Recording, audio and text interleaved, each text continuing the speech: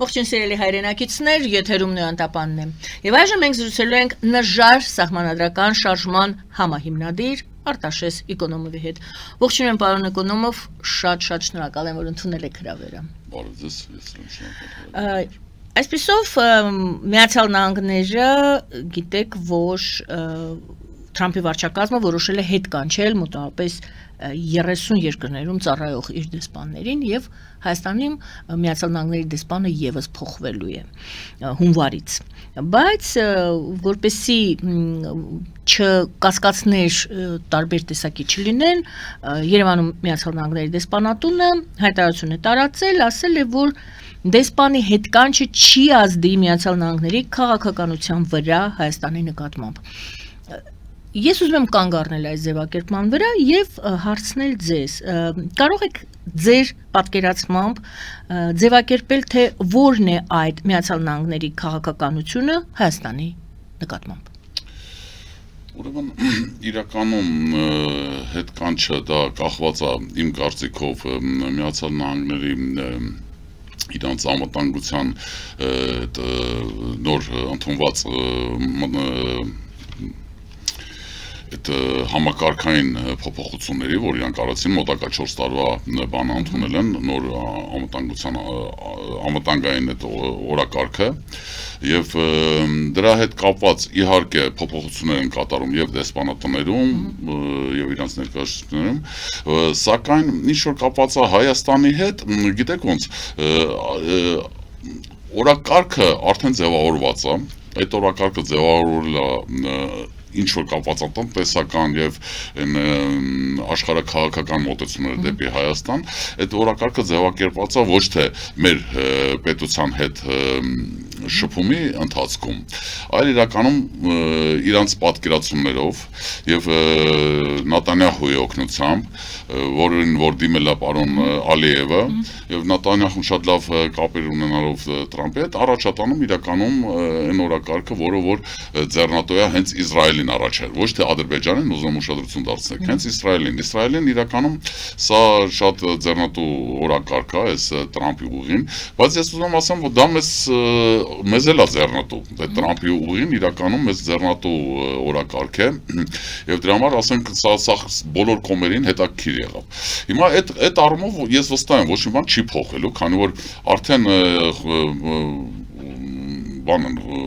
այդ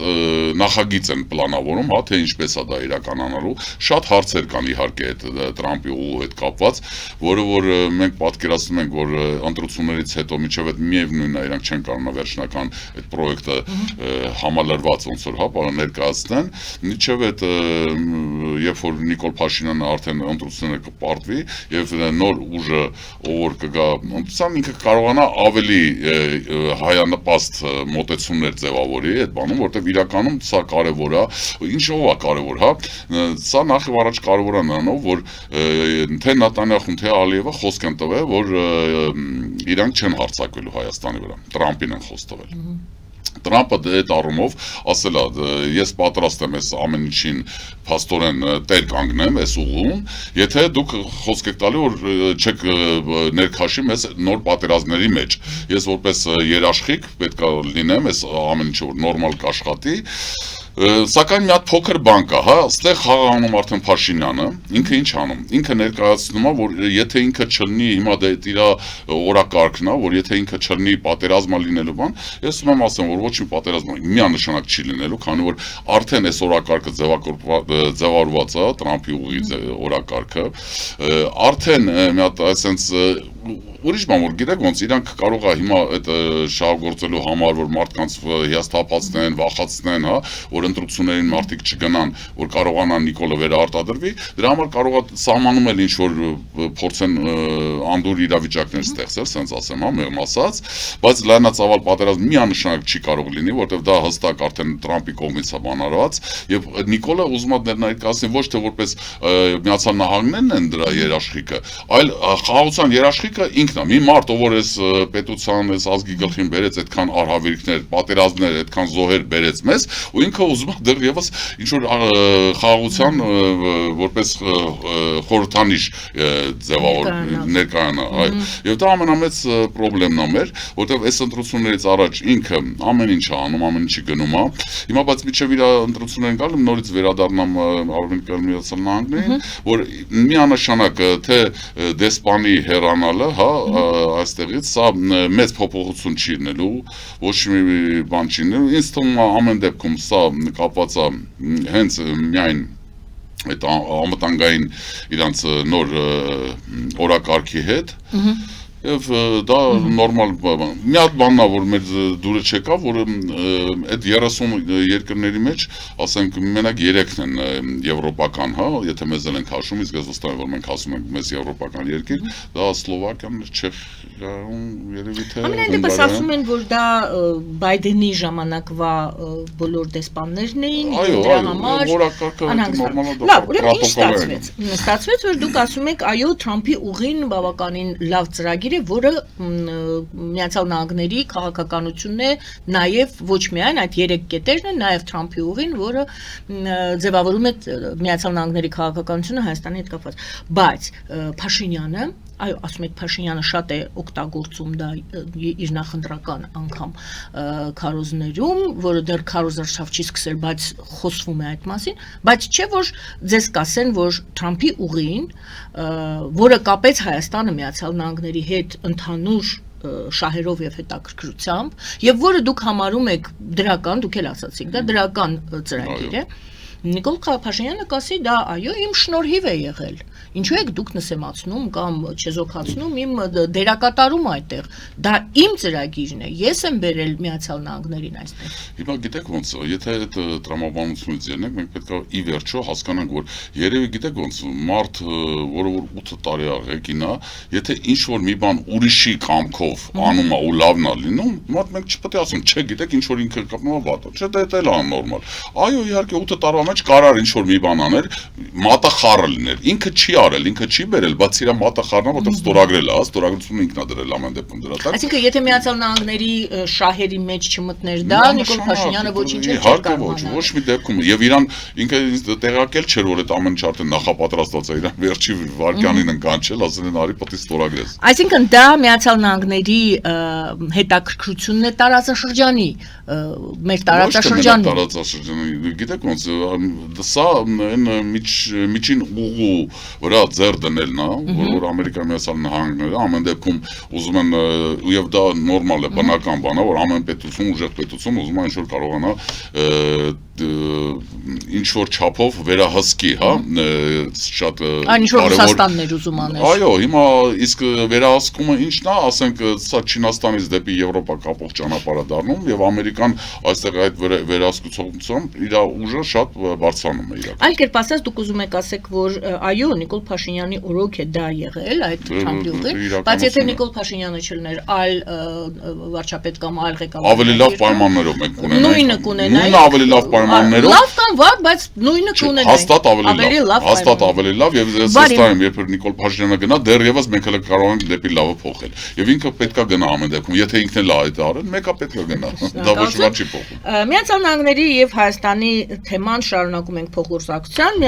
Իմացանք այսօր, որ Միացյալ Նահանգներում Հայաստանի դեսպանը Նարեկ Մկրտչյանը հանդիպել է Սպիտակ տանը Դոնալդ Թրամփի հետ։ Շատ հետաքրքիր է, որ այդ հանդիպումը տեղի ունեցել, իհարկե մեզ համար դա նշանակալի է, երևի թե դուք կասեք, բայց այստեղ ինձ հետաքրքիր է նախագահ Թրամփի ձևակերպումը, հայտարարությունը։ Թրամփը ընդգծել է Ես մեջբերում եմ այն, ինչ որ դեսպանատունը տվել է Միացյալ Նահանգների եւ Հայաստանի դեսպանատունը։ Թրամփը ասում է. Հայաստանի վարչապետ Նիկոլ Փաշինյանի առաջնորդությունը եւ նրա նշանակալի դերը խաղաղության գործընթացում կարեւոր են։ Այս ձևակերպումը ոմանք գնահատում են այս նախընտրական շրջանում որպես աջակցության, այսպես ոչ ուղղակի, բայց Թրամփի կողմից Փաշինյանի տեխնացության աջակցություն։ Կարող ենք այսպես գնահատել, թե ոչ։ Ինչ է այս հայտարարությունը Թրամփի։ Ոչ մի դեպքում չի լինի դա որպես աջակցություն նայել, հա նախ եւ առաջ դա պրոտոկոլային հանդիպում է եղել, ոչ մի ինչ-որ կարևոր բան չի եղել, այն նկարվելու հանդիպումներ են դրանք կոչվում, ասենք դա ոչ մի լուրջ բան իրատակը չի պարունակում, սա միևնույնն է, մենք չենք մոռանա, որ նույն Տրամփը այդ Նիկոլ Փաշինյանի անունը միջով չընդունում դեմը գրած ինքը չի էլ հիշում դա, որ մեկն է, մեր պետությունն էլ խառնում է Ալբանիայի հետ մեկ նրա պատճառով, որ Նիկոլ Փաշինյանն է այս նախագահն, այլ ոչ թե որ Հայաստանը որ sense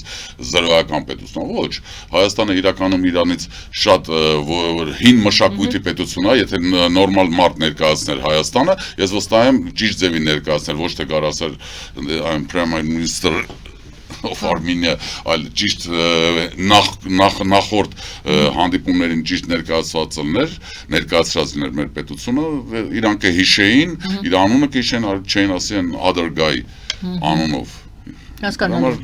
Դա ծիծաղալու է Մի խոսքով դուք չեք համարում, որ դուք համարում եք, որ սա այնպիսի հայտարարություն է, որը ստանդարտ արվում է, դա ոչ մի Եկալու են եւ ասեն, հեսա տեսեք զանգել էր, միջև էլ զանգել էր, հարցեր էր, ոնց էս նոր էր ասել։ Բայց դա կարող է օգտագործվել, ճիշտ է, որպես օգտագործել դրանք ամեն ինչ, մի հատ եթե Տրամփը ինչ-որ մի քիչ նայ քարտեզի վրա Հայաստանը, ասեմ, ես հատուկ էր նայում, որ Հայաստանի վրա, որ Նիկոլ Փաշինյանին օգտագործել։ Բարի շնորհակալություն, հաջորդ հարցը ինչու,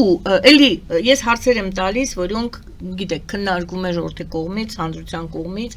վեճեր են լինում տարբեր բնույթի։ Ինչու Կայա Կալասը բացահայտ հայտարարեց Եվրամիության աջակցության մասին։ Հիշում ենք այդ ձևակերպումը, որ Հայաստանը դիմել է մեզ որպեսզի պրոքսի ներողություն հիբրիդային պատերազմի դեմ մենք օգնենք իրեն։ Հարցնում են, ասում են, սա ինքը կարող է լուր անել։ Եվրամիությունը նախկինում էլ է աջակցություն ցուցաբերել տարբեր նախընտրական շրջանում, տարբեր գործողություններով։ Ինչու է սա հայտարարվել։ Այստեղ սա արդեն դուրջ մոտեցում է իրականում, սա գիտեք ոնց հենց Արարատ Միրզոյանի ներկայացմամբ ինքը դա հայտարարել, սա նշանակում է, որ ինքը կոնկրետ ասել է, որ մենք աջակցում ենք Փաշինյանին։ Եվ ինչ է կատարում այս պարագայում, հա, նայեք, մենք պետք է մի քիչ աշխարհաքաղաքական ընդհանուր քարտեզը նայենք եւ կհասկանանք, որ այսօրվա պատերազմում թե Ռուսաստան, Ուկրաինա, թե ուրիշ պատերազմներ տարբեր տեղերում, իրանք դա ածանցալներ են, իրական պատերազմը դա տեխնոլոգիական պատերազմը Միացյալ Նահանգների եւ Չինաստանի միջև։ Հիմա այդ պատերազմի մեջ Եվրոպան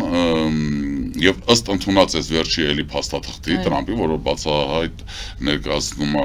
այն, որ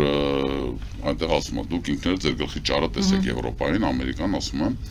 եւ իրանք լավ դա հասկանում են։ Հիմա այստեղ ինչ կատարվեց։ Այս պարագայում Եվրոպայի մեջ ընդվզում կա իրար մեջ պրոբլեմներ ունեն Եվրոպայի պետությունները Ուկրաինայի եւ Ռուսաստանի հետ կապված, իրանց տնտեսական իրավիճակի հետ կապված մեծ պրոբլեմներ ունեն։ Եվ ելնելով դրանից հիմա սենց է լինում, որ իհարկե իրանց հետաքրքիր էր Հայաստանը, բայց Հայաստանը իրանք միշտ նայում են Վրաստանի հետ միասին, առանձին չեն տեսնում Հայաստանը որպես Եվրոպայի մաս, իրանք պատկերացնում են միայն Վրաստանի, քանի որ Վրաստանին չի ստացվում դեռևս բերել ընդե, դրա համար հիմա իրանք որոշել են, որ կարևոր հանգամանքը իրանց համար Ռուսաստանից պոկելն է Հայաստանի, ամեն գնով պոկելը։ Դրա համար իրանք Հայաստանը բրդում են դեպի Թուրքիա, ասում են դուք գնացեք դեռևս Թուրքիայի հետ, մենք ձեզ կօգնենք, ամեն ինչ կանենք, որ դուք Ռուսաստանից պոկվեք, գնացեք Թուրքիայի հետ եղեք, երբ որ մենք ստեղ մեր հարցերը լուծենք Եվրոպայում, հետո ձեզ կվերադառնանք, բայց կարող է այդ հետոն չվերադառնան եւ մենք էլ տենց մնանք հենց Թուրքիային կապած։ Այս ամենամեծ պրոբլեմը։ Իսկ Նիկոլ Փաշինյանը շատ լավ դա օգտագործում է, որ ինքը Եվրոպա մետ է, ինքը ուզում է գնալ Եվրոպա։ Եթե Եվրոպա էր ուզում գնալ, նախ եւ առաջ դեռևս Սերժ Սարգսյանի ժամանակ այդ ՍԵՊԱ-ի բաններ ստորագրած եւ պետք է նախապատրաստեն 8 տարի է Նիկոլը ոչ մի բան չի արել։ Ես մի բան կարամ ասեմ, որ միանշանակ միակ ուժը, իրական ուժը, որ Եվրոպա մետ է, բացի մեզանից իհարկե, դա Տիգրան Խզմալյանի ուժն է, ովքեր որ իրականում անցկացրեցին օրենքի բանով, իրան օգնեցին ուրիշները։ Այնտեղ իրակ ովքեր կան, որոնք որ շատ կներեք, ես գիտեմ ձեր մոտ են գալի այդ մարդիկ, բայց իմ համար դա այդ խուրշուզյանիստներ են կոչվում։ Ես դες ասեմ, մեր համար անընդունեմ, որտեղ իրանք լիովին օգնում են Նիկոլ Փաշինյանին իր օրակարգի մեջ, լիովին մասնակցում են այդ խաբեբայության մեջ, որը որ մեր ժողովրդին թյուրիմացության մեջ են խաբեբայությունը։ Այն որ այսօրվա դրությամբ ամեն քայլը, աչքերը, այն որ Եվրոպան իր կողմից աչքերը փակում, սրանք իրանց կողմից են փոխանակ իրանք պայքարեն Եվրոպայի հետ, ասել ժողովուրդ, եթե դուք ուզում եք որ մենք դառնանք Եվրոպայի այն մասը, ինչ որ մենք ենք իրականում ուզում։ Դուք ոչ թե պետք է մեզ Այսօր Նիկոլին օգնեք, որ ինքը վերարտադրվի, բայց ինչ ձևով վերարտադրվի, այն որ ընդդիմությանը այսպես անօրինական սահմանադրության տապալման միջոցով, օրենքը խախտելու միջոցով գնա, դա է ժողովրդավարությունը։ Ոչ, իրանք անում են այն, որ մեզ բրդում են դեպի Ռուսաստան, այս ամենամեծ խնդիրը։ Ինչպես է դա այս ամբողջը ասեք։ Այս ամբողջը բացատրեմ, նայեք, Արամ Սարգսյան, Խրուշչյան, պարոն Բաբաջյանը, իրանք բոլորը այսօր Պարզա դա երևում է ամեն ինչ, այս մարդիկ ամեն ինչ անում են, ինչ որ Նիկոլ Փաշինյանը սխալ անում է, իրանք այդ սխալները ուզում են մաքրազարդեն, ավելի ինչ որ ինչպես են հրում դեպի Ռուսաստան։ Ռուսաստանին հրելը սենց անում։ Երբ որ մեր ազգը, հա, պատրաստ է գնա դեպի Եվրոպա,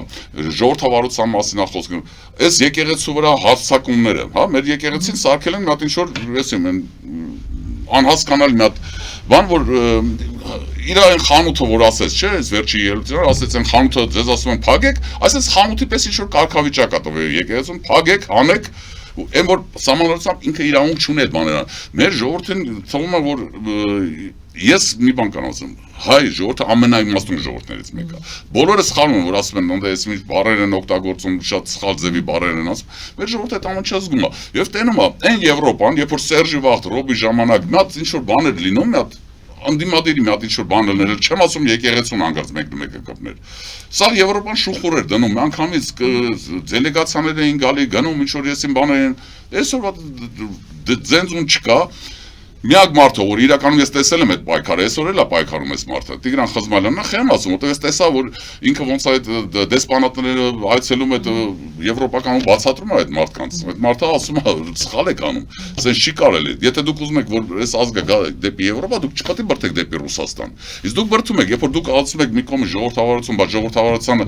հերը անիծվում է ստեղ ու դուք ձեր աչքերը փակում եք, դա նշանակում է ինչ։ Մենք պետք է գնանք Թուրքիայի տակ պարկենք, ոչ։ Ես ասում եմ, միանշանակ ես եմ վստահ, մեր ժողովուրդը կետա դեպի Ռուսաստան ավելի շուտ, բայց Թուրքիայի կողմ չի գնա։ Այո, որովհետև ալտերնատիվը այդպես է։ Դե դեն անում, իրանք իրանց մոտ չեն քաշում, որտեվ բրդում են ասում են, հա, ինչ ուզում ես ընդեղ արա, այնքան որ վերարտադրվի։ Դա է ժողովրդավարությունը, դա է Եվրոպա։ Այսինքն դուք այլ կերպ ասած այս հարցին ինչու կալասը բացահայտ հայտարարեց Եվրամիության աջակցության մասին, դուք ուզում եք ասեք դրանով ինքը հայտարարեց իր Նիկոլ Փաշինյանի Նիկոլ Փաշինյանի աջակցություն Նիկոլ Փաշինյանի դա արվեց, բայց այո, դա այդպես է։ Այո, եւ դրանով դուք համարում եք նա նպաստում է, որ Հայաստանը գնա դեպի Ռուսաստան, քանի որ Իրանք չեն հասկանում, ես ձեզ մի Իրանք չեն հասկանում, քանի որ ես շատ եմ շփվել, շատ բարձր մակարդակով եվրոպական չինովնիկների հետ, տարբեր պետություններում։ Ես ձեզ մի բան ասեմ, իրանց մտածելակերպը շատ նեղ է իրականում։ Մեզ թվում է, եթե ինքը այնտեղ Կայա Կալասը հասել է ինչ-որ եվրոպական այդ միության բարձր պաշտոնների, ինքը շատ լայնածավալ sense մտածել է։ Ոչ, այդ պաշտոնյաները 90%-ում շատ նեղ է իրանց մտածելակերպը։ Այս մարդիկ շաբլոններով են աշխատում։ Ես դրան հանդիպել եմ, հենց որ դու ճիշտ տրամաբանություն ես դնում շաբլոնից դուրս, իրանց մոտ այդ համբյուտերը խփում է իսկական։ Ձեր ձևակերպումը հետևյալն է կամ տրամաբանությունը հետևյալն է, քանի որ Նիկոլ Փաշինյանը համարում եք դուք չի գնում դեպի Եվրոպա։ Եթե սխալվում եմ, դուք ինձ օգնեք, որտեվ ես փորձում եմ մեկ ձևակերպումով։ Քանի որ Նիկոլ Փաշինյանը ըստ չի գնում դեպի Եվրոպա, դա կեղծ օրակարգ է իր համար, նա կեղծում է այդ ուղղությունը ցույց տալով, այլ իրականում գնում է դեպի Ռուսաստան, ապա Նիկոլ Փաշինյանին աջակցելը նշանակում է ուղղորդել, այո, երկիրը, քանի որ եթե վերարտադրվում է Նիկոլ Փաշինյանը, որը գնում է դեպի Ռուսաստան, նշանակում է ուղղորդել դեպի եւ այստեղ ոչ միայն ժողովրդի մասին եք խոսում, որը կարծում է, որ գնում է դեպի Եվրոպա, բայց աջակցելով Փաշինյանին իրականում գնալու է դեպի Ռուսաստան, այլ անգամ Եվրամիությանն եք դուք կասկածի տակ դնում, որ Եվրամիությունը մոլորության մեջ է այս։ Միանշանակ մոլորության մեջ են ու իրանք ինձանից ձեզանից լավ գիտեն, որ մոլորության մեջ են, դա ամեն օր են խոսում դրա մասին իրանք, եւ դրա մասին խոսացել է հենց Տրամփն էլ արդեն ասել, ուղղակի պարզ ասում։ Այն ձեր քաղաքականությունը ինչ որ դուք եք վարում, ձեզ կործանման է բերել, ուղղակի ձևով ասե։ Միգրացիայի հետ կապված իրանց քաղաքականությունը Չէ, Հայաստանի հարցում մոլորության մեջ են եվրոպացիները, թե ոչ։ Մենակ Հայաստանի չէ, իրանք շատ հարցեր են մոլորության մեջ են գնում։ Բացի տնտեսությունից, որ իրանք լավ էին տիրապետում այդ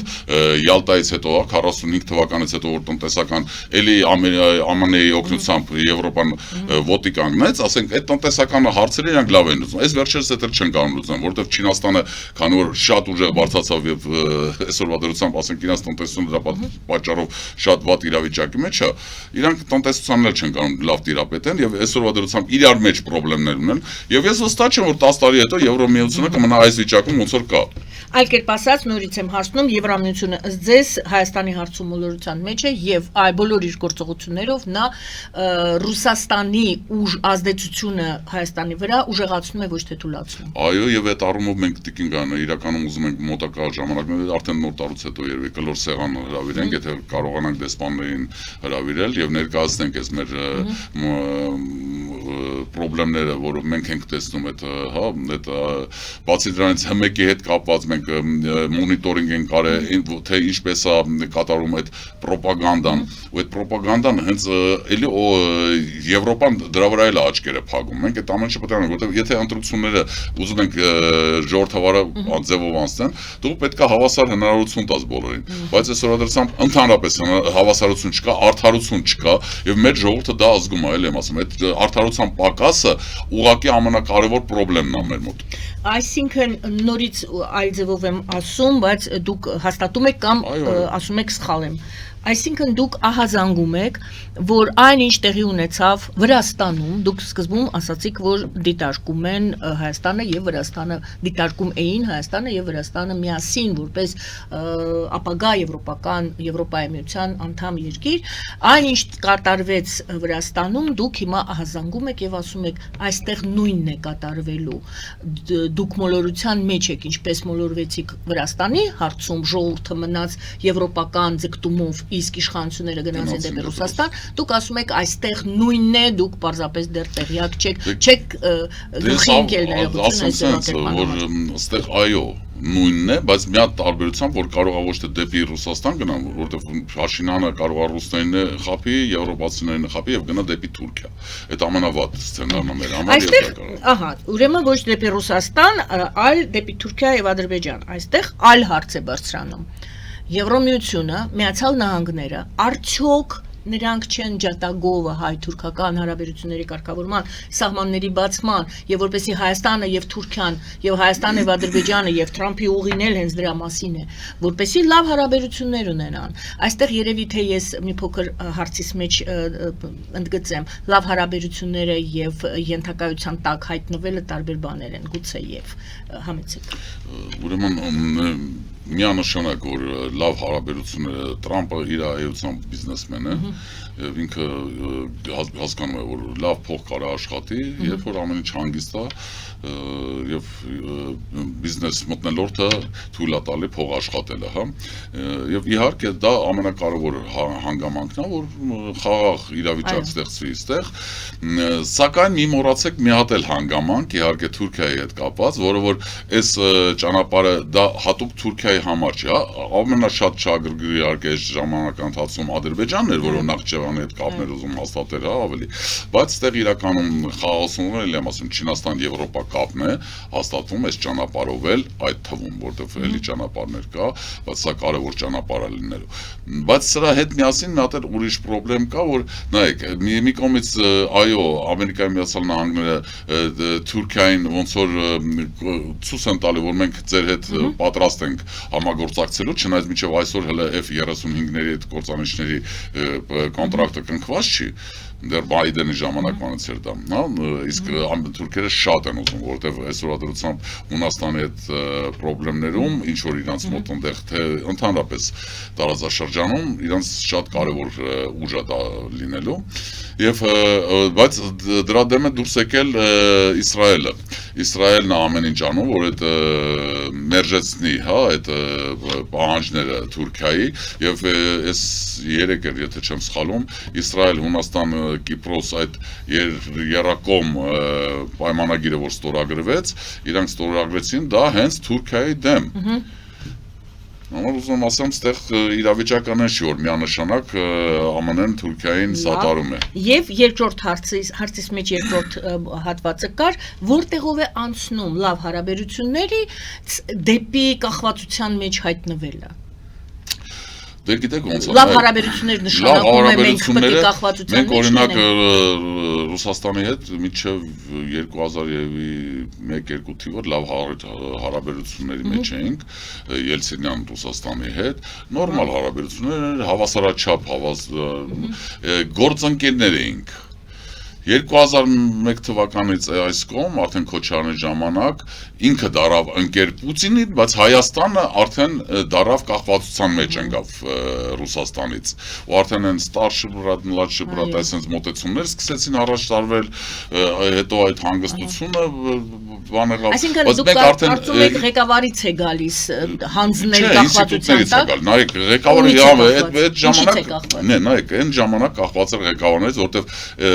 ինստիտուտները չեն աշխատել մեր մոտ, մինչև այսօր չկա, մեր ինստիտուտները կայացած չեն, Տիկին Գայանը, այդ ինստիտուտները մինչև չկայանացնենք, միշտ ղեկավարից է կախված, ու միշտ մենք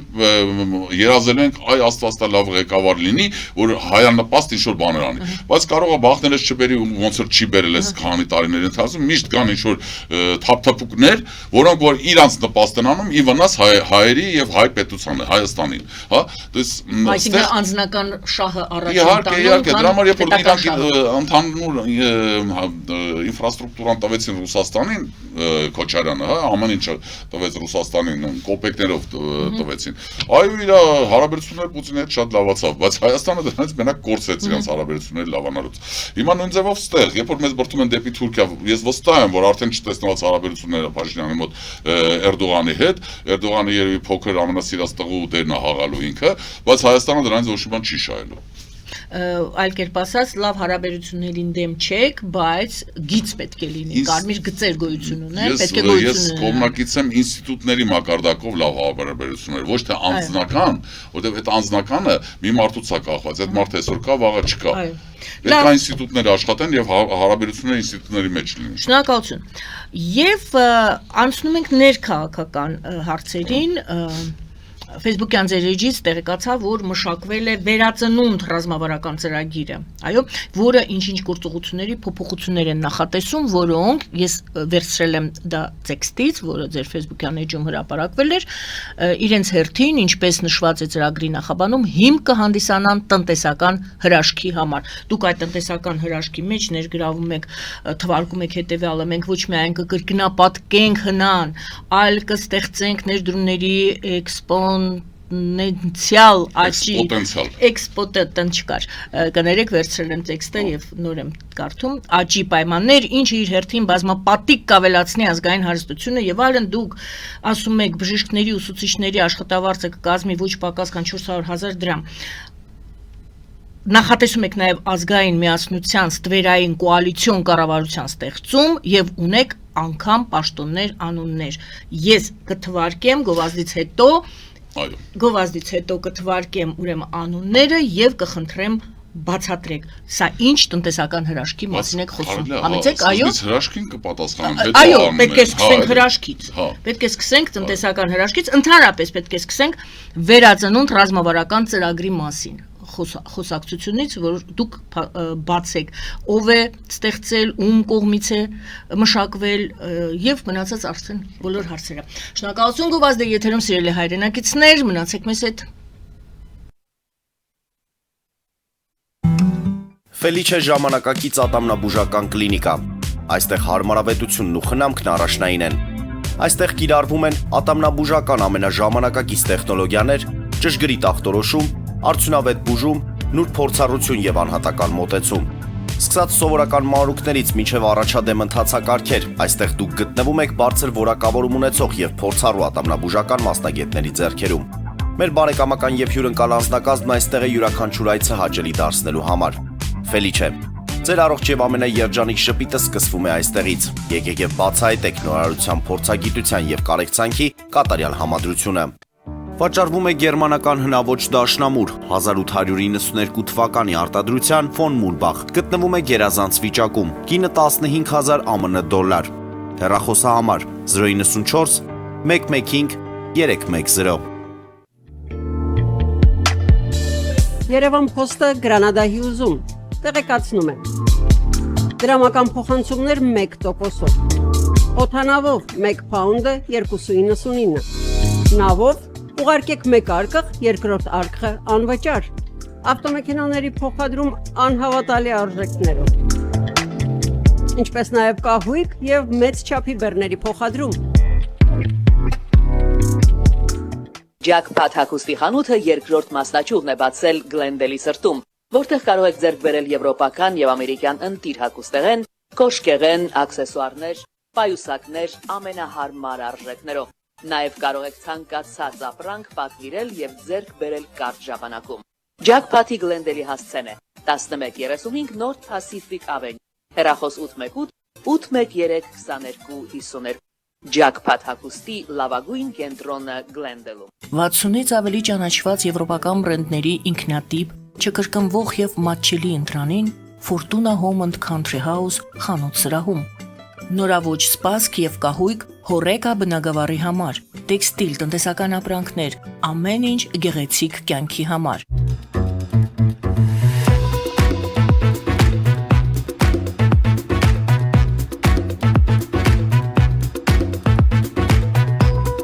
Արարատ ռեստորան, ընտանեկան եւ ընկերական ժամանցի լավագույն հասցե, սիրված արտիստներ, հյուրընկալ մթնոլորտ, հարուստ ճաշացան, անմահական խորտիկներ։ Արարատ ռեստորան, հասցեն անփոփոխ, սիրով սպասում ենք ձեզ։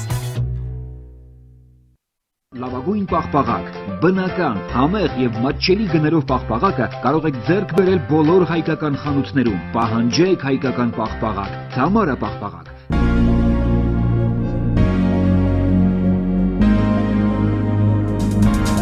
Տպագրեք ձեր գիրքը Նոյան տապան տպագրատանը, ինչպես նաև թերթեր, ամսագրեր, բուկլետներ եւ այլն։ Հասցեն քաղաք Երևան, Իսահակյան 28 առաջին հարկ։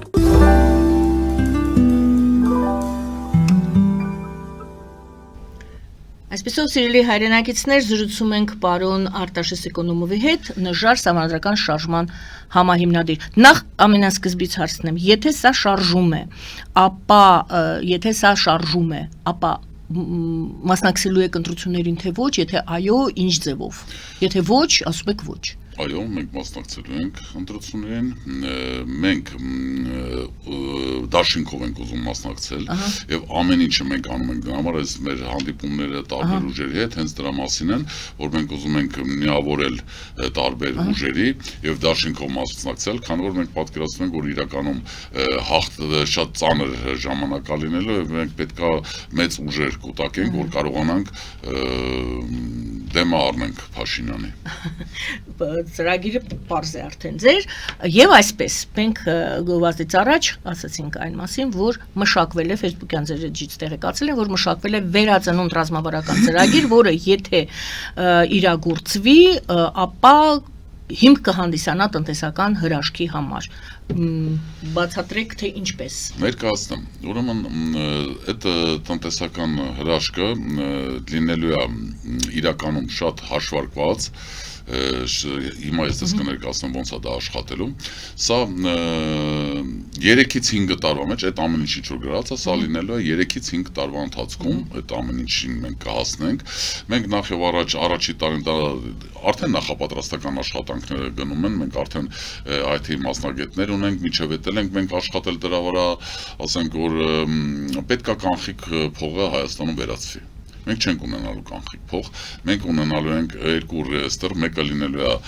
թվանշային փողը, հայկական դրամը, որը որ վերահսկվելու է կենտրոնական բանկի կողմից, որ պատկերացնենք մյուս ռեեստրը լինելու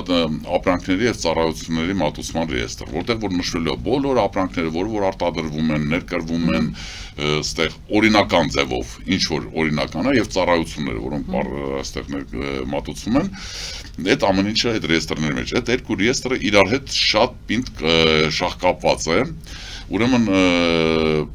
Եթե պատկերացեք խենք մենք ասում, որ հնան աճելու է մեկին մեկ, հա մեր, նայեք, այսօրվա դրությամբ պետականորեն ասում են, որ գորշ տնտեսությունը մեր մոտ 35-ից 40% է, Ստվերային, հա։ Ստվերային, այո, իսկ իրականում դա մոտարապես 65% է, մենք վերցնում ենք 50%-ը միջինը վերցնենք, որ իրականության մոտիկ լինենք, 50%-ը ստվերայինն է, հա, ուրեմն եթե ստվերայինը 50%-ը, դու եթե ստվերից հանում ես քո տնտեսությունը, դու փաստորեն մեկին մեկ աճ ես տալի հնայի, միանշանակ։ Ուրեմն այդ մեկին մեկ աճը մի Իսկ ինչու անգամ ես հանում ստվերից, ով է հանում ստվերից, եթե ստվերի մեջ լավ տեղավորվել է։ Դե լավ տեղավորվել է, բայց երբ որ դու մտնում ես կանխիկը դու հանում ես ու բոլոր ծառայությունները թվային Այսինքն քեզ ձեռնտու պետք է լինի ստվերից դուրս գալը։ դու քեզ կհանենք ստվերից նախ եւ առաջ։ Տեսեք, հա։ Այդ սիստեմը Դա ամենակարևորն է։ դա բլոկչեյնի վրա հիմնված ծրագրերն են։ Այդ ծրագրերը թույլ չեն տալու, չես կարողանա արդեն ստվերի մեջ մտնես։ Կանխիկ փող չի լինելու, ամեն ինչը երևալու է, պեկի համար ամեն ինչ երևալու է։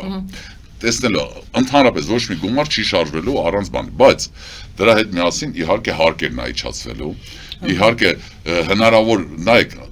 շատ հեշտ է դառնում, այնպես չէ, ինչ որ բարդ բանա խոսք ենք տալու, չէ, շատ իրականում դու պետք է տարածաշրջանում եղած հարկերից ոչ ավել ունենաս, որ դու հետաքրքիր լինես, դու պետք է ստաբիլ լինես, դու պետք է ժողովրդավար լինես, ասենք մի քանի հանգամանք կա, որ ներդնող կա, հա, քո մոտ, ստաբիլ, մարդկանց համար հասկանալի, ժողովրդավար երկիր լինես, հա, այդ դեպքում ու հարկերդ, եթե տարածաշրջանում, եթե նվազագույնը չեն, բայց ասենք չեն ավել, քան քո հարևանների մոտ, այդ դեպքում ներդրումները միանշանակ գալու են քո մոտ։ Դրա հետ միասին դու դառնում ես հարկը ոնց ես ավտոմատիչեցնում, դու ինչ որ կապվածություն չէ, պետք է տնտեսական տնտեսության ակտիվության աճի եւ այլնի հետ Չէ, անպայման չէ, աճը դու կարաս հակառակը։ Դու կամայականորեն կարող ես հարկերը իջացնել եւ դու կարող դա կառավարության որոշման հիման վրա է առնում, օրենքը ընդունվում, ասենք, ու դրանից հետո արդեն սկսվում է այդ գործողությունները, հա, հարկերը կարելի է իջացնել, ասենք, հիմնարկների ձեռնարկությունների համար, որ ավելորդ այդ մոծումները չեն միջով 20, ես հիմա չեմ ուզում այդ տնտեսական ուղղակի, հարկերը իջեցնում ես, ստվերից դուրս են գալիս մարդիկ։ Չէ, ստվերից դու սենց տենես ես իրանց հանել, բայց դու կարաս հարկերը չիջացնես, ստվերից հանես, ու իրանք այդ հարկերը մուծելով տակից դուրս չեն գա, եթե հիմա դու ստվերից իրանց հանես, այդ մեր ծրագիրը, որ մենք ուզում ենք ներառենք, այդ ծրագիրը աշխատի, ուզեն չուզեն բոլորը դուրս են գալու, 3 տարվա մեջ բոլորը դուրս են գալու ստվերից, ամեն ինչը թվայնացված առնելու, ոչ մեկ չի կարողանալու վաճառել, թմրանյութ չի լինելու վաճառել, չեն կարողանալու, թմրանյութ Հայաստան եթե բերեն, ասենք այն հարուստ մարդիկ կետան դրսից իրանց համար կբերեն, ու ճանապարհին կբռնվեն, չեն բռնվի, կնստեն, այդ իրանց խնդիրն է, ընդհանրապես թմրանյութ չի լինելու վաճառել ստեղ, խաղամոլությունը չի լինելու, որտեղ մենք որ գալիս ենք, մենք միանշանակ ենք ասել, չենք փակելու ենք այդ on-line այդ կազինոները, այդ բաները, միանշանակ չի լինելու։ Ինչի՞ բար, նայեք, մեծամասնություն տուժում են հասարակ մարդիկ։ Միջինից ցածր մարդիկ, ովքեր ամենա կոպեկ աշխատում են, որ աշխատավարձը պետք է բերի տուն, մինչև տուն հասնելը քարտի վրայից ինքը հեռախոսի վրա այդ զիբիլները հաղում է, ու պարտված գալիս է տուն, արդեն փող չկա, հետո սկսում է հարևանից պարտ կուզել, նրան խաբել, սրան խաբել, ու այս սաղ խնդիրները մեր մոտ առաջանում են այդ սրանցից, երկու ամենամեծ խնդրեմ կա, թմրանյութ, խաղամոլություն։ Այս երկու հարցը եթե մենք լուծում ենք, մարդիկ մի քիչ շունչ քաշեն։ Դրա հետ միասին մենք այդ կարողանալու ենք միանշանակ այդ հնան, քանի որ սպիտակ զոնայի մեջ ենք մտցնելու, հա, տնտեսությունը, դա դառնալու է արդեն հնարավորություն տալու միջին եւ ցածր թոշակները մեկին մեկ ավելացնել, հնարավորություն տալու դա հաշվարկներ է, սա խոսքեր չի, լոկ, մենք կներկայացնենք այդ հաշվարկները իհարկե։ Մի խոսքով ռեալ իրատեսական եք տեսնում այդ միանշանակ ու շատ արագ 3-ից 5 տարվա մեջ այդ ամեն փոփոխությունները կատարված կան։ Այն ինչ արվում է այսօր Հայաստանում տնտեսության մեջ, դա դուք տեսնում եք, որ այդ ուղղությամբ են գնում, թե բացարձակ այդ ուղղությամբ չեն գնում։ Չէ, Որտեվ գիտեք ոնց միջև քաղաքականություն մտնելը ես շփվել եմ եւ տեսել եմ առաջարկներ են կարել ղրկել ենք նամակներ ասենք նույն ձև ոնց որ այսօրվա դրությամբ մարդիկ ովքեր մենք վեկալել ենք այդ իրանց համապարփակ անվտանգության համակարգը ներառելու բանով բայց այդ մարդիկ 7 տարի առաջ արդեն սկսել են աշխատել 4 տարի առաջ դա պատրաստ է եղել ներկայացրել են կառավարությունը եւ զրո ոչ մի բան Ձեր թույլտվությամբ գալիս ենք հասնում ենք կոալիցիոն կառավարության ստեղծմանը։ Նախ ազգային միասնության, ինչպես է կոչվում, ազգային միասնության ստվերային կոալիցիոն կառավարություն եք ստեղծում, ընտրություններին հաղթելու դեպքում, դե եթե հաղթում են, արդեն ստվերային չի։ Դուք համարում եք, եթե հանգարց ընտրություններում անգամ չհաղթեք, այս ստվերային կառավարությունը ոնց է աշխատելու է դել ասեք, հետո նոր արդեն կանցնենք ուրեմն ստվերային կառավարությունը դա միջև ընտրություններն է միշտ լինում։ Այսինքն ես 6 ամսվա համար եք խոսում։ 6 ամսվա համար մենք ներկայացնելու ենք մեր ժողովրդին, մեր հանրությանը այն կառավարության հիերարխիան ու այն մարդկանց, ովքեր զբաղեցնելու են այդ պաշտոնները, որ մարդիկ իմանան, որ եթե դուք անգամ հաղթեք, եթե մենք հաղթեցինք, այս մարդիկ են, որ այսօրվանից իրանց գնահատական տան, իրանց հետ խոսան, հասկանան ով են, ինչ են։ Վարչապետ Նինա Կարապետյանց Պարզե նժար սահմանադրական շարժման համահիմնադիր։ Այդ դրա վրա մենք կանգնենք եւ գնանք։ Ուրեմն նայեք, հա մենք հենց սկզբից որ մեր շարժումը ստեղծեցինք, մենք հենց սկզբից որոշել էինք, որ մենք գնալու ենք ոչ թե բաժանելու, այլ միավորելու։ Եվ մեր նպատակն է իրականում, որ մենք կարողանանք մթնոլորտը մեր պետության մեջ փոխենք, հա, բացի համակարգից, որ ամենակարևորն է, քանի որ դա շարունակությունը, հա, կլինի այն իրավիճակի, համակարգը փոխվեց, հետո երկրորդ քայլը պետք է լինի վստահության մտնոլորտը, հա, մարդկանց մեջ, մարդկանց դեպի կառավարություն, պետություն։ Հիմա նայեք, այդ բոլորին միավորելու համար այն ինչ որ դուք հիմա կարդալու եք, սա համացանցում տարածված է, բայց մեր ասածն է, որ այստեղ մենք տենում ենք համարյա թե բոլոր ուժերին։ Բացի պարլամենտական ուժերից, հա, ովքեր պարլամենտում են ներկայացված Քոչարյան, Սերժ, Նիկոլ Փաշինյան, այդ իրանց ուժերը եւ իրանց սատելիտները, բացի իրանցից բոլորը համարյա թե այստեղ ներկայացված են։ Ինչի համար, սա ոչ թե նրա համար, որ մենք պայմանավորվել ենք արդեն, այլ նրա համար, որ հասկանան։ Մեր համար շատ կարևոր է այդ համակարգային փոփոխությունը, մեր համար կարևոր է մեր Վացլավ Գավելը։ Տիկին Կարապետյանցը, Նինա Կարապետյանցը, դա հայկական Վացլավ Գավելն է։ Այդ այն մարդն է, ով ժամանակավոր ասենք այդ 3 տարով այնտեղ նշած է, որ 3 տարով այդ կոալիցիան ստեղծվում, եթե ժամկետը 3 տարի։ 3 տարով լինելու է, սա փաստորեն ժամանակավոր կառավարություն է, որ այս հեղափոխական փոփոխությունները մենք կարողանանք կատարենք համախմբված, բոլորը մի կողմ դնեն, մորատորի հայտարարեն իրանց գաղափարախոսության վրա, իրանց աշխարհաքաղաքական տեսակետների վրա, որ մենք կարողանանք այս կարևոր փոփոխություն, որ մենք կարողանանք համախմբենք ազգը արդեն։ Բայց դուք ասում եք 6 ամս մինչև ընտրություններ, 3 տարին դա ընտրություններից հետո է։ Արդեն 3 տարի ընտրություններից հետո։ Եթե չընտրվեք։ Չէ, եթե ընտրվեցինք։ Եթե ընտրվեցիք 3 տարի, այսինքն 3 տարից հետո Նինա Կարապետյանցը հրաժարական է տալու եւ նոր ընտրություններ են լինելու։ Մենք չենք սպասելու։ Այսինքն ընտրություններ են լինելու եւ կարող է այս կազմը փոփոխության ենթարկվել։ Միանշանակ, որտեղ սա նախնական պատկերացում է, միայն պատկերացում է։ Եվս մեկ հարց, մինչև անունները թվարկեմ, մեջբերեմ, այս մարդիկ, որոնք նշված են, իրենց հետ արդեն դուք համաձայնության եկել եք, թե իրենք հանկարծ բացելու են եւ տեսնել։ Իրանք հանկարծ բացել են եւ տեսել են, այո, որտեղ դա ուղղակի իմ մոտեցումն ա եղել, հետո մեր համակարգիչները աջակցեցին։ Գիտեք ոնց, սա պետք է լինի այսպես, որ ոնց եմ ես տեսնում, որտեղ եմ տեսնում։ Ես ասելով հենց դուք մեր թիմը նժարը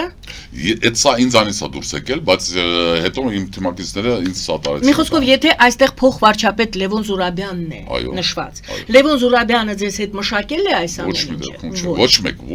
բացի Տիկին Կարապետյանցից ոչ մեկ։ Եթե անվտանգության խորհրդի քարտուղարը նշված է Մանե Թանդիլյան, նա եւս համացանցից է իմանալու, որ դուք իրեն վստահության քվե եք տալիս։ Թվարկեմ մի քանի եւս անուններ. Պաշտպանության նախարար Վարուժան Ավետիսյան։ Բայց շատ կներեք, դուք ասեք վստահության քվե եմ տալի, մենակ մի պարագայում։ Համեցեք։ Այդ վստահության քվեն այդ բոլորին մենակ մի պարագայում, եթե այն պայմանները ինչ որ այնտեղ նշած է, բոլորը պատրաստ են ընդունելու։ Այդ դեպքում վստահության քվեն կտարածվի։ Չեմ տալի ապրիորի Կարևոր է դա այդ նշումը ձեր։ Այո, որովհետև դա բանով չի էլի, ավանսով չի տալացվում, տալացում այն առումով, որ եթե դուք պատրաստ եք ընդունեք այդ բոլոր պայմանները այնտեղ նշված, այդ դեպքում Բայց դուք բանակցելու եք յուրաքանչյուրի հետ։ Այո, մենք փորձելու ենք, եթե ստացվի, կարող է մարդ լինի այս գրածից հետո ասի ընդհանրապես չեմ ուզում, քանի որ ինձ տենում ես օրինակ բան, անենց պաշտոնի, որը ես արժանի չեմ, ես ավելի բարձր պաշտոնի, որը որ շատերն են իրանց պատկերացնում վարչապետներ, իրականում դա շատ մեծ խնդրեմն է, ամենամեծ խնդրեմն։ Առաջին թիվ առաջինը ով կլինի, դա Դրա համար ես հիմնական այս սկզբից կրվախնդիրն ասեցի, է։ հա, որ նայեք քանի որ Նինա Կարապետյանց մենք դրա համար կուսակցություն չենք ստեղծել, մենք դրա համար ոչ մի բան չենք։ Մենք ասում ենք նժարի շուրջ չէ։ Եկեք ձևավորենք իրար հետ այս վերածնունդ շարժումը, նոր շարժում ձևավորենք։ Եթե դուք ընդունում եք մնացած պայմանները, ձևավորենք իրար հետ այդ շարժումը, եկեք ձեր ամբիցիաները դրեք մի կողմ, այդ 3 տարի եթե վարչապետ չեք դառնա, այսօր հնարավոր էլ չի։ Իրանք մենակ ոչ մեկ, այնտեղից ոչ մեկ մենակ չի կարողանալ դառնալ վարչապետ։ Այդ մոռացեք, 100% խոսք եմ տալի։ Ընդհանրապես չի կարողանալ։ Միակ ով որ կարող է դառնալ, դա Նինա Կարապետյանն է, որ հնարավորություն ունի, որովհետև մարդիկ իրականում սպասում են այն ուժին, եթե մենք կարողանանք հասանելի դարձնել մեր ծրագրերը բոլորին, ուրիշ բան է, որ մենք այդ դեռևս այդ ճանապարհը չունենք հասանելի Դե հիմա տեսեք, դուք դա ասում եք եւ նշում եք Արդարադատության նախարար Արման Թաթոյանին, ով կարծում է, որ ինքը կարող է լինել վարչապետ, քանի որ Հիմա մենք իրանց բոլորին առաջարկում ենք, ձեր ամբիցիաները գցեք մի կողմ, եկեք տղամարդ եղեք վերջով, եկեք մարդ եղեք, հայ մարդ եղեք, ու Հայաստանի համար փորձեք մի անգամ լավ բան անեք, այլ ոչ թե հետակ Սերժի վաղտ աշխատեք, Ռոբի վաղտ աշխատեք, բան անեք, հետո գալիս եք, ոչ մեկի հետ գործ չունենք, ոչ մեկի հետ գործ չունենք, վաղը մենք կգանք, այդ մի մարդ, որ ուզում է բանի այդ Սև լճի կողքի այդ բանը Տրամպի անունով դնի ու դրա պատճառով իրան թվում է որ Ալիևը կվախենակ թողի կետը, այտենց չեք մացել Թաթոյանի այդ պատմությունը։ Դե հիմա այդ մարդը ուզում է վարչապետ, թող մի քիչ աճի, մեծանա, աշխատի իր վրա, հետո կդառնա։ Եվ ներգրավում եք Արդարադատության նախարար, այդ ձեր խոսքից հետո Արման Թաթոյանը կասի ինձ ընդհանրապես մի մոտեցեք։ Չէ, դա դրա համար եմ ասում, ինքը չտեսնված, ես այդ գիտեմ, կողքից գիտեմ, շատ ու ինքը չտեսնված մասնագետ է, հենց իր հարցերում։ Հասկանում եք։ Դրա համար ուզում ես արի քո հարցերով զբաղվի, հետո կետաս էլի 3 տարին կանցնի, այդ 3 տարվա մեջ արեք ոտի կանգնացնենք, այս խելքի բերենք, 3 տարի հետո գնացեք էլի նոր ձեր ընտրության, ձեր ձևերով, ձեր թևերով, ամեն ինչով գնացեք ընտրության, թող ժողովուրդը այդ վաղ, երբ որ հանգիստ ընտրություններ լինեն, տիկեն գան, նորմալ իրավիճակը լինի, այս քայքայված, այդ պարակտված ատելության իրավիճակը չլինի, մարդիկ հանգիստ կանան մտածեն ու կարող է իսկականից Արման Թաթոյանին ընտրեն, այդ ժամանակի հասունացած լինի։ Բարի, եւ ինձ ճիշտ ասած հետաքրքրում է այս ընտրությունը տարածքային կառավարման եւ ենթակառուցվածքների նախարար, այսպիսի պաշտոն ունեք դուք, եւ Էդմոն Մանուկյանն է։ Ինչպես եք ընտրել Էդմոն Մանուկյանին այս տարածքային կառավարման ենթակառուցվածքների։ Ես ճիշտ ասեմ, օրինակ Էդմոն Մանուկյանը, եթե այսպես միշտ բան չներ, սաղ այդ աշխատած բան չներ, իմ համար շատ ընկալելի մարդ է, շատ տրամաբանական է խոսում, շատ ժամանակ, բայց իր այդ տրամաբանական խոսում է, հետո ամենից բաներ անում, որ անտրամաբանական է։ Բայց դուք արդեն նախարար եք։ Չէ, հիմա դրա համար եմ ասում, ինքը մի հատ լավ բան ունի, որ ինքը կարա զբաղվի, ես վստահ եմ, այս շրջանների հետ կապը հաստատելու ինքը շատ լավ կկարողանա։ Եվ եթե ինքը պատրաստ է ընդունի, ոնց որ եւ բոլորը էլի եմ ասում, պայմանները ընդեղի գրված, բոլոր պայմանները ընդունում են, այդ դեպքում ինքը կարա նախարար աշխատի, ինչի ոչ։ Դե ինչի ոչը, դե բոլորին է վերաբերում, ինչի ոչը։ Դե դրա համար եմ ասում, բայց ինձ մոտ հարցեր կան։ Եվ Տիգրան Խզմալյան, ունեք Եվրոպական միության դեսպան, սա ինչ պաշտոն է, սա ինչ է։ Սա մենք եթե լինենք, մենք ահատուկ այդ պաշտոնը կանենք, որովհետև իրականում մենք տեսնում ենք այդ միակ ուժն է, որ այսօր էլի եմ ասում, բացի մեզանից, որ իրականում շահագրգռված է եւ ի սրտե ուզում է գնի դեպի մեծ տանի դեպի Եվրոպա, այս մարդը ինքը ազնիվ է եղել, այն որ ինքը աշխատել է Նիկոլ Փաշինյանի մոտ, ոչ թե իր մոտ է աշխատել, այլ իր հետ, հա, ինչ որ շփումներ էին, ես հիշում եմ գնում գալիս էին ինչ որ այդ Յանի ընդդիմություն էր, հա, տենց ասած, մի քանի հոգի են, որ ընդդիմադիր ընդհանրապես ընդ չկար, էլի, նստած էին իր հետ խոսում էին, բան, բայց ես մի բան ճշտեցի եւ վստահ եմ, որ այդ օրենքը, որ ընդունվեց դեպի Եվրոմիություն գնալու, սա այդ մարդու ջանքերն էր, Այո, իրան օգնեցին այդ մնացածները, այդ որ մենք արդեն ասում ենք իրանց կեղծ եվրոպամետներ, այդ խուրշուդյանիստները։ Կեղծ եվրոպամետներ։ Այո, իրանք Արամ Սարգսյան, Խուրշուդյան, Բաբաջանան, դրանք կեղծ եվրոպամետներ են։ Այդ մարդիկ ոչ մի արժեքային համակարգի հետ կապված Եվրոպայի ժողովրդավարության հետ կապ չունեն այս մարդիկ։ Այս մարդիկ պաշտպանում են այդ բոլոր ոտնձգությունները, հա, այդ բոլոր անօրինականությունները, ինչ որ կատարում է այսօր մեր պետության մեջ գլխավորությամբ Նիկոլ Փաշինյանը։ Այսինքն դուք ասում եք, եթե Նիկոլ Փաշինյանի դեմ չեն, ապա միանշանակ, կեղծ եվրոպամետ։ Այո, այո։ Լավ, ձեր ձևակերպումը հիշեցի ամենասկզբում, դուք այո, այդ ձևակերպումն եք տվել։ Անդրեաս Ղուկասյանը ունի պաշտոն ձեզ մոտ, աշխատանքի սոցիալական հարցերի նախարար, իմաստունի հարցնելու ինչի սոցապ նախարար։ Անդրեաս Ղուկասյանը։ Չգիտեմ, ինձ թվում է այդ մարդու ես ինչքան լսել եմ, ինքը շատ հոգ է տանում մարդկանց համար եւ դա կակրաս այդ տեղն է, որտեղ որ կարա շատ լավ իրան ներկայացնել։ Լավ, կա Բագրատ Ասատրյանը, էկոնոմիկայի նախարար, կրթության նախարար եւ կրթության նախարարը Կարին Տոնոյան։ Կոալիցիայի պատվավոր անդամ, այսպիսի հասկացողություն էլ կա, Պարուր Հայրիկյան, Արշակ Սադոյան, Պետրոս Մակեյան, Ալբերտ Բաղդասարյան, Ժիրայր Սեֆիլյան, Հայկ Դեմոյան։ Սա ինչ է կոալիցիայի պատվավոր անդամ, ինչ պետք է անեն իրենք։ Այդ պատվավոր անդամները, ասենք, իմ պատկերացմամբ, այդ այն մարդիկ չեն, որ պետք է նստեն ու ասենք քննարկումներին անպայման մասնակցեն, ասենք կոալիցիայի բոլոր անդամները, ասենք ինչ որ բան են անելու, հա, կոնկրետ ինչ որ իրանց բան։ Այս մարդկանց վրա պետք չի դնել ինչ որ կոնկրետ հանձնարարություն, հա, որ իրանք այս անենք ամեն անը, բայց այս մարդիկ շատ մեծ լումա ունեն, այսպես ասենք, մեր թե անկախության համար, թե այս պայքարների համար այս տարիների ընթացքում, եւ այդ մարդկանց պետք է ինչ որ ձևի իրանք ներկայացված լինեն։ Ես գտնում եմ դա կօգնի համախմբման եւ ընդհանուր Բայց գործառույթ չունեն, հարգանքի դուրք եք տալիս, հասկանալի։ Հարգանքի Պարոն Հարությունյանը, նույն Արշակ Սադոյանը, այդ մարդիկ իրականում արդեն դարել են Գոնե խորհրդատու լինեն որպես։ Կարելի է հիմա դրան չեկալեցինք ու հենց տենց արեցինք ամեն Լավ, եւ կոալիցիայի կազմակերպական կոմիտեի ձևավորումը Արտաշես Էկոնոմովի։ Այսինքն այս ամբողջ կազմակերպչական աշխատանքները կատարելու եք դուք։ Այո։ Բանակցություններն եք վարելու։ Չէ, գիտեք, Եվանից սկսած ինչ եք արել։ Մենք այս կոմիտեն ինքը իրանով պետքա ներքին հարցերով զբաղվի, հա, կազմակերպչական այդ հարցերն է կարևոր։ Այդ ճիշտ ձևի դրված կտնենք, որ գիտեք ոնց ոչ թե ամեն մեկը շատ կներեք, բայց այդ բառը ասեմ, իր էշնա քշելու, այլ ճիշտ ինչ որ մոտեցումներ մշակենք, ինչ մոտեցումներով ենք աշխատելու, որ ոչ թե էմոցիաներ ու ամբիցիաներ խոսան, այլ տրամաբանությունը աշխատի։ Սա է։ Ոնց եք դա կարգավորելու։ Շատ հեշտ է կարգավորել, որտեղ այն մոդերացիա է կանել։ Դա այո, մոդերացիա, բայց դրա մոտեցումները կա, որ այնտեղ երթում կա, ժողովրդի առաջ պետք է կանեն բոլորը երթում ուտեն։ Ինչի մասին է երթումը, ես չեմ վերցրել։ Դուք չեք կարդացել մինչև վերջը։ Չէ, մինչև վերջ կարդացել եմ, բայց չեմ դուրս բերել։ Հա, չեք դուրս բերել, դրանով չեք քշում։ Դե պետք է ամեն ինչ ինչ որ պայմանավորեն երթվեն, որ անալու են այնպես, ինչպես ժողովրդի դեմ, բոլորը բաց է բաց, պետք է երթվեն, որ անալու են ինչ որ պայմանավորվել են։ Ոչ աճ, ոչ ձախ քայլ չի լինելու, այլ իրականում պետք է 3 տարին աշխատեն այս հարցերը լուծեն, դրանից հետո ամեն մեկը իր ծրագիրը վեկալի, հետո սկսի ընտրվել վարչապետ կդառնան, այս պետխորհրդի անդամներ կդառնան, ինչ դեպուտատներ կդառնան, այդ արդեն իրանց։ Եվ դուք անվանել եք սա վերջին հարցս վերածնունդ